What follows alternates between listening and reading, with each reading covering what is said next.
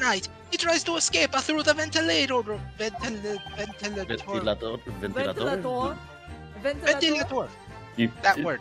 Cool story, you still kidnapped him. It was not a fair fight to the capo, but I tried to run away. It's a shame you didn't manage it. What the hell's that supposed to mean? Well, he wouldn't be here now if he ran away. Okay.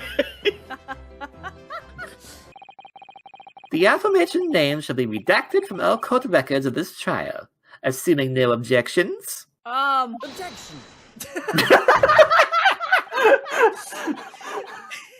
I take offense to that, sir. Hello and welcome back. Mr. Gossip is not who we think he is. We are all suspecting the same thing at this point, probably, but it's probably not Huge Boon. But anyway, let us continue. The name of the leaseholder of the room. Let me put this very simply. The victim's body was discovered in your rented room. So, can I point out something really quick? I typed Hugh Boone into Google. I didn't press enter. But when I typed Hugh Boone into Google... Oh no, what are the choices? No. One of the first things said, Hugh Boone, search with Google. The Man with the Twisted Lips. Short story by Sir Arthur Conan Doyle. Ah! Oh my god, what a deep cut. That's actually pretty cool. Remember, there is some connections here. So, like, I have not clicked it. So, you know, I haven't clicked it, but, like, the moment I read that title, I was like, oh. Yeah. Oh. Yeah. I see. That's pretty cool. I believe the Red-Headed Lead is also part of one of the Sherlock Holmes stories, I believe, so... I did not read very much Sherlock Holmes stories, so... I only read, like, the first short of it, or something? Anyway. I saw The Great Mouse Detective. Oh, same. Yeah, I watched adaptions of the stories. That's the closest thing. I've never read the original books very much, but anyway. I suggest, sir, that you start talking. Well, alright. Not very gossipy now, are you? I suppose that might be the case, right? Sir, stop sticking your booty out. So your real name is Hugh Boone.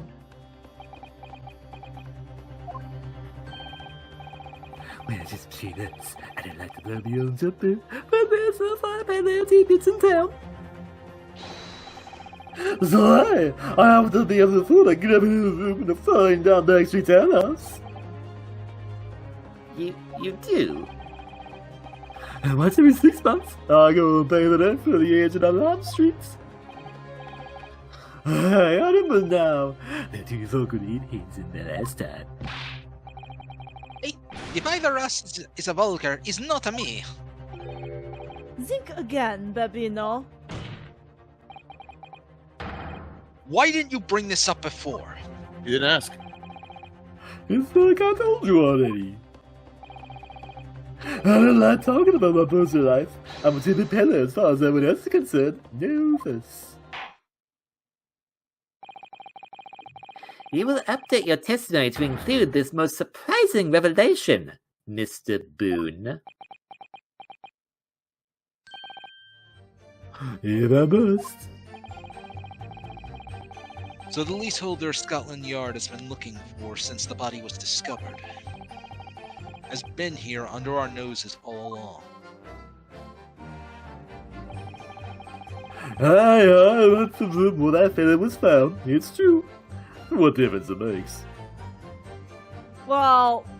Oh god, that's right. Hugh Boone was the, name that we all assumed, oh god. That we all assumed Gregson was using as a cover to rent the room. Yes. Well, now that we know it's this guy, and the room technically belongs to him, what else did we find in that room that was a little sus? The frame of the picture? Yeah.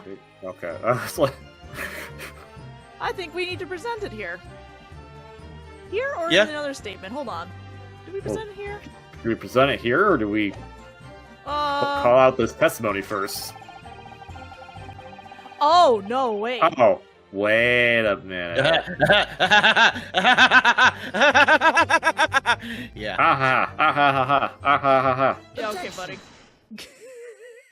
Okay, we're putting the pieces together. If you have no kinfolk, as you put it, now that we have the information that that room is his, that statement just changes everything. Then explain why it is that among the sparse furnishings, we found this photograph in the room. Ugh.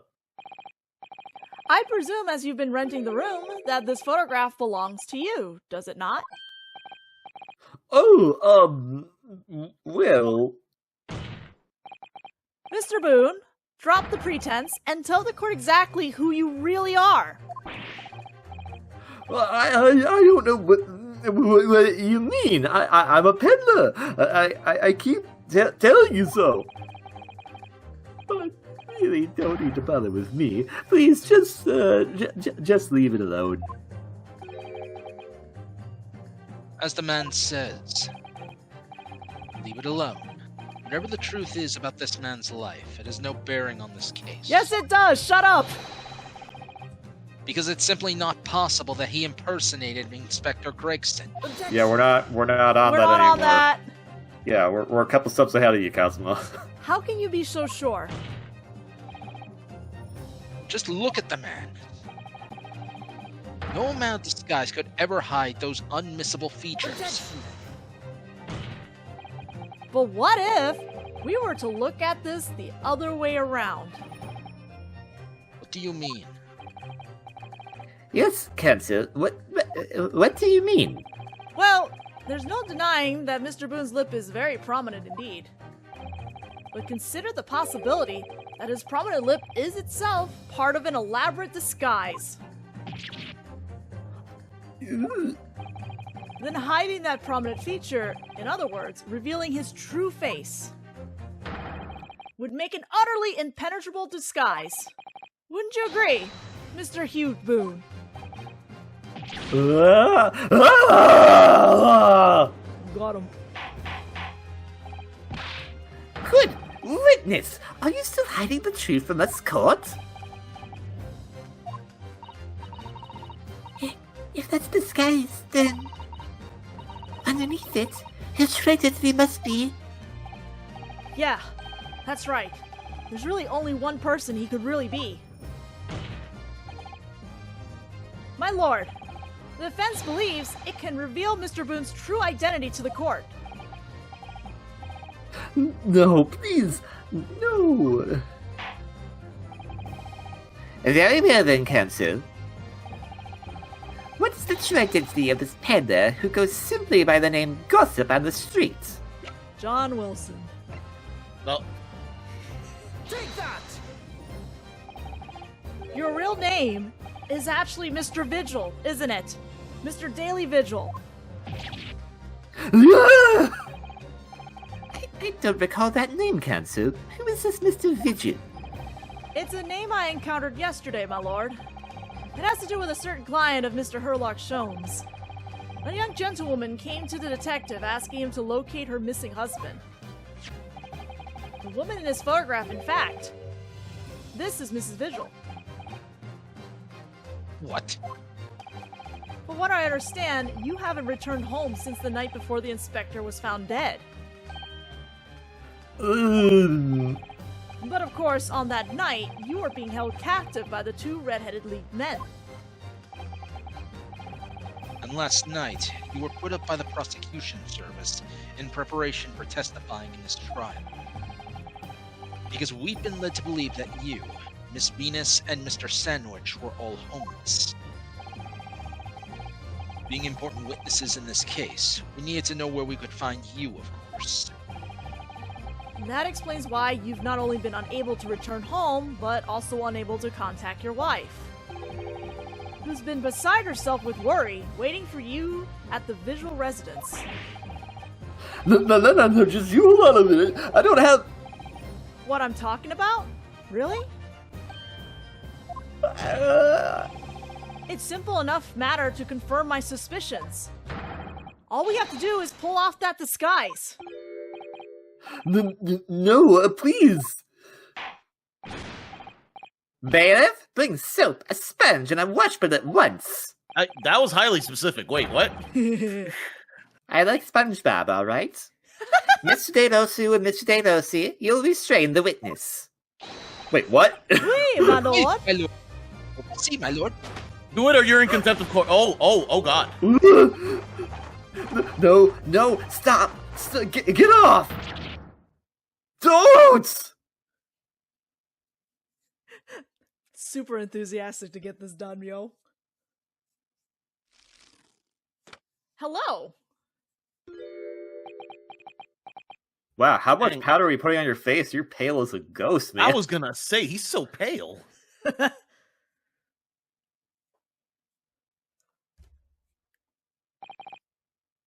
Well, we are now seeing your true features, I presume. Dang, he changed out real quick. Wait, where'd you get the outfit from? It was under his other outfit. Lift your head, sir, so the court can see your face.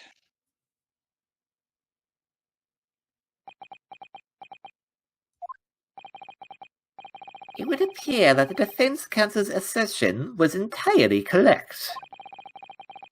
This has all been a very elaborate deception. So, witnesses, tell the court, have you seen this man before? I don't believe it, but... See? There is no question. This is the inspector we saw in the park. Extraordinary! We've come full circle. On the day of the Red-Headed League enrollment, the man claimed to be Inspector Gregson who appeared before Mr. De Rousseau and Mr. De Rossi is in the park. Was you, disguised as the inspector, or rather, was you posing as the inspector and no disguise at all? Mr. Vigil was formerly employed as the chief warder at Barclay Prison. The chief warder? And your career had promise. Why, he would quite possibly have become the future governor of the prison. What on earth have you been doing peddling tittle-tale on Fresno Street? Well, it's been 10 years since Mr. Vigil worked at the prison. 10 years?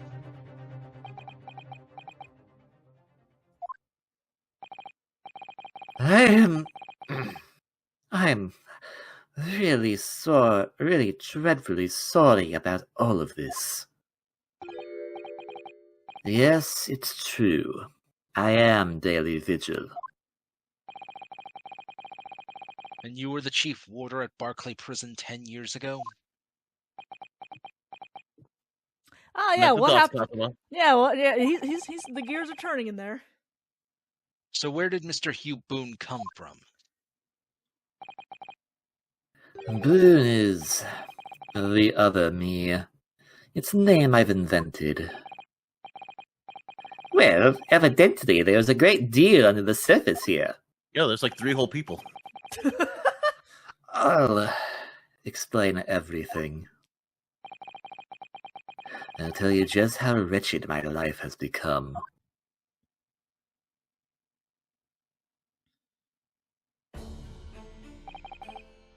As you say, it was 10 years ago now that my employment at Barclay's chief warder came to an end. Having left the prison service, I searched for some new occupation by which to earn a wage. The times were hard in London, and I found no suitable engagements at all. In desperation one day, I turned my hand at selling wares on Fresno Street. But your wife appears to know nothing of this. She still maintains that you are the chief warder at Barclay Prison. I mean, as we've just established, he's a very good liar. Uh-huh. I was utterly determined that my wife should not know of my failings, which is why I've never told her. I opened an account at the bank under the name of Hugh Boone, and I rented the cheapest room I could find on Fresno Street. The scene of the very crime we're investigating. Yes, that's right.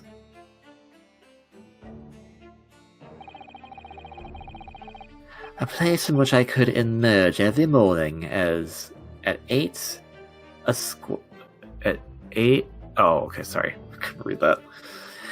A place from which I could emerge every morning at 8 as a squalid peddler, and transform myself back every evening at 5 into a well-dressed man about town before returning home. That quickly became my daily routine.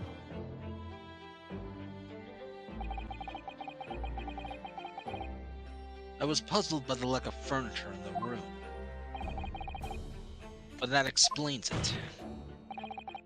But why on earth didn't you just tell us this in the first place? I have a wife, sir, and 2 sons. And without wishing to sound self-conceited, they regard me with some pride. They probably shouldn't.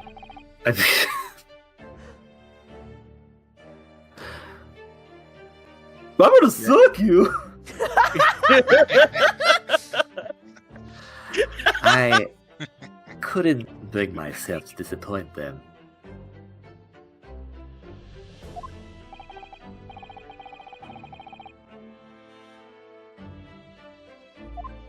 Oh, sorry.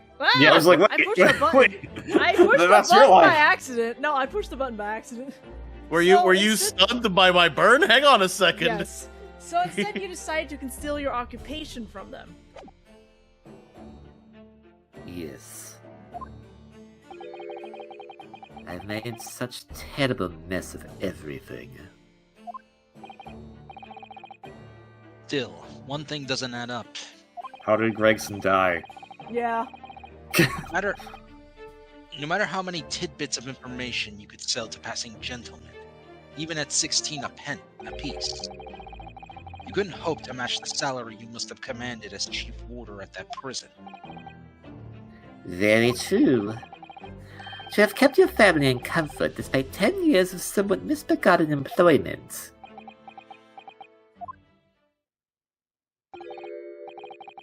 That was all thanks to Inspector Gregson. Huh? Inspector Gregson? What on earth? Wait, what? It was some years after I had invented Boone and begun my other life as a street seller. He, the inspector, that is, recognized me one day. Do you mean to say the victim was an acquaintance of yours? I knew him from my time working at the prison. When he saw what I'd become, he was deeply troubled for me and my family. And from that day forward, he visited me on Fresno Street with increasing regularity.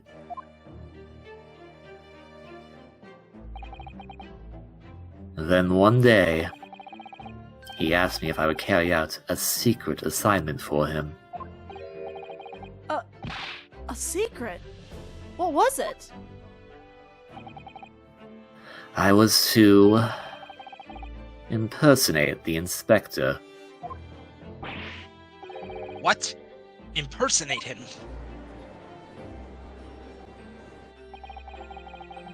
We always met in that little room so the inspector could brief me. Use it all cease to model and take a statement from the proprietress. It was always something along those lines. Surveillance work, interviewing people. On those occasions, he would lend me his identification so people would believe who I was. My instructions were to make an impression, to let people know that Inspector Gregson had been at work. And for those services, he compensated me financially. Colonial Inspector willingly relinquishes identification into your care with intent to deceive. That, as I'm sure I need not point out, is a very serious criminal offense. Yeah, sure Makes is. him a really good investigator, though. Yeah, but also Gregson's dead, so you can't really condemn him. But why? What was the point of you impersonating him?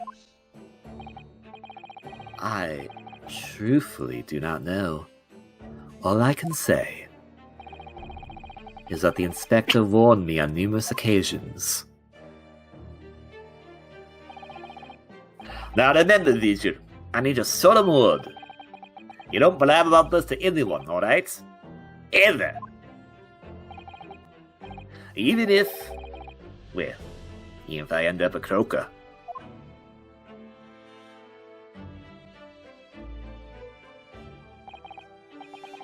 In time, he started to bring papers with him to the room as well. It became something of a second office for him. So, in fact, the person who declared himself to be Inspector Gregson at the park on Lime Street was really... Yes, it was me, acting on the inspector's orders.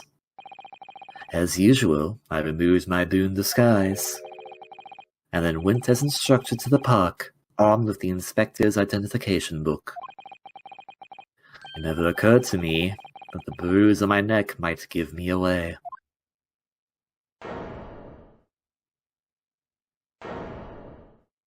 Well, alright then.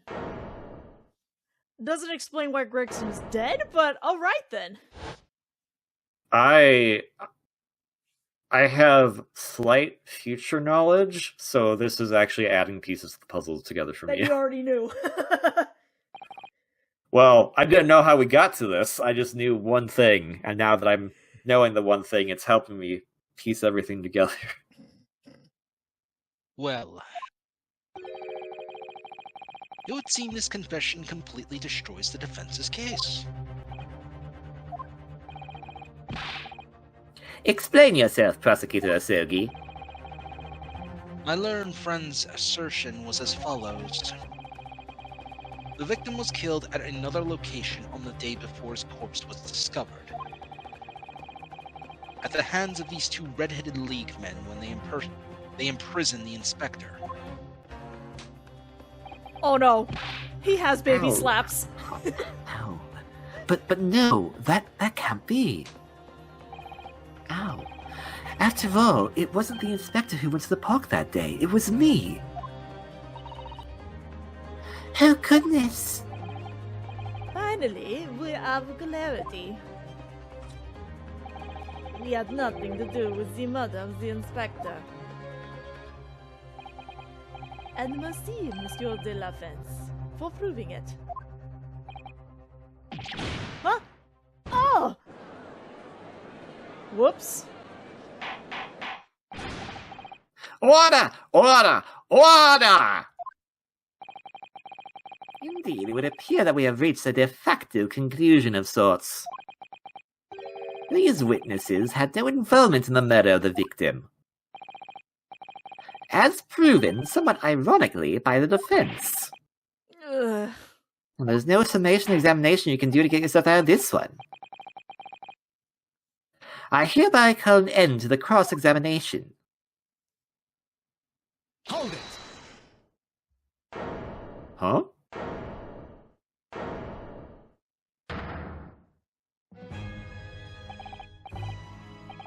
Pardon me, my lord, but with your permission, I would like to pose one further question to the witness. Kazuma? What question, Counsel? It concerns the events of 10 years ago. I believe you would have been present at a very significant execution that was carried out at the time. 10 years ago? Ah. The execution of the professor, Genshin Osogi. I want to know exactly what your involvement was. Oh, Answer me, man.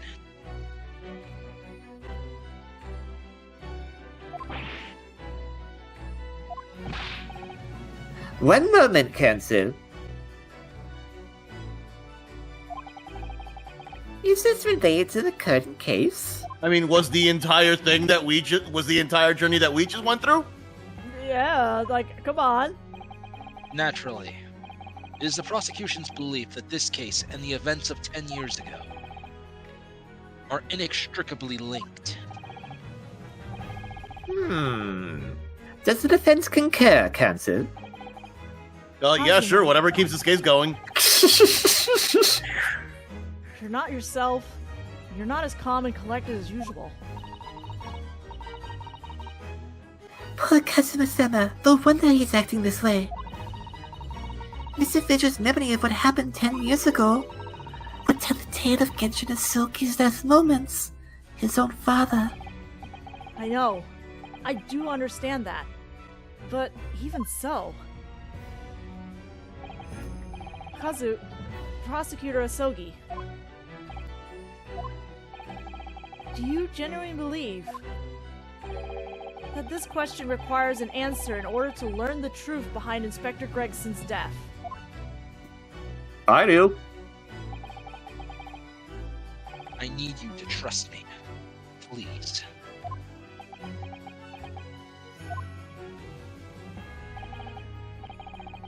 Very well. Then the defense has no objection. I see. In that case, you will answer the question, witness. The truth is, I remember very little of that time. You've forgotten? Yo, chill. Hold on. I'm sorry to say, yes. As I said, I resigned from my role at the prison 10 years ago. But for some peculiar reason, my memory of the events leading up to that moment is extremely hazy. Does that strike you as strange, Miss Naruhodo? Sorry? Well, 10 years is a long time.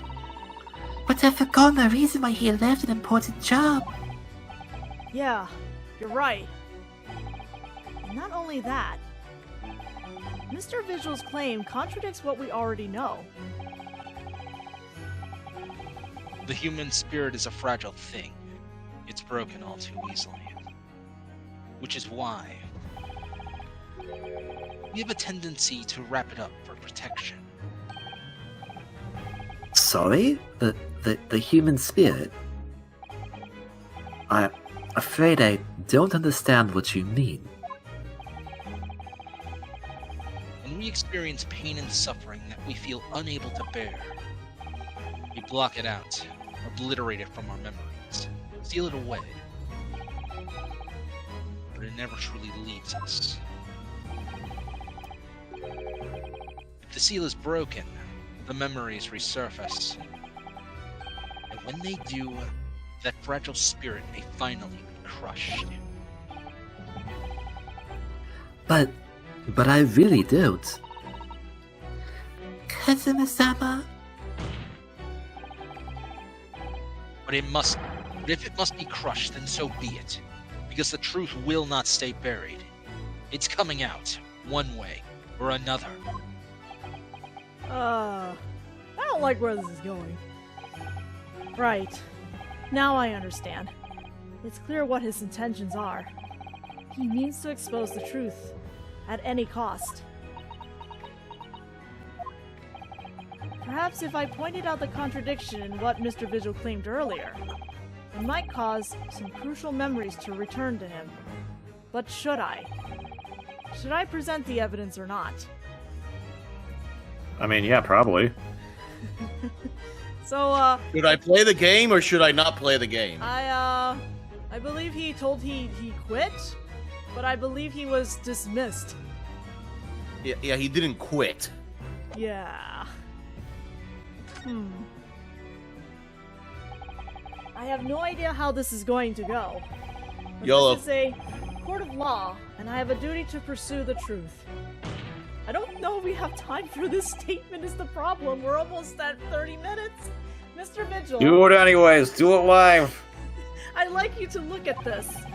Evidence that clearly contradicts your version of the events. Take that! Just a few moments ago, you made the following statement. I resigned from my role at the prison 10 years ago. Well, yes. In other words, you claim to have left the post of Chief Warder of your own volition. Well, yes, of course. Why? Tell me, do you remember seeing this document before? No? No, I don't. This is a dismissal notice ordering the immediate termination of a prison staff member's employment. A dismissal notice. And the name on the notice is yours, Mr. Vigil. What? What? Ow. It's mine? So you didn't resign from the prison service at all. For some reason, you were dismissed as chief warder from Barclay.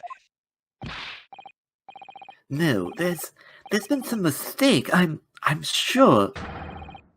Ow. I'm sure I tendered my resignation. This dismissal is nonsense. Isn't it? Ah, this music. If you were forcibly dismissed, there must have been good reason. Or a bad reason.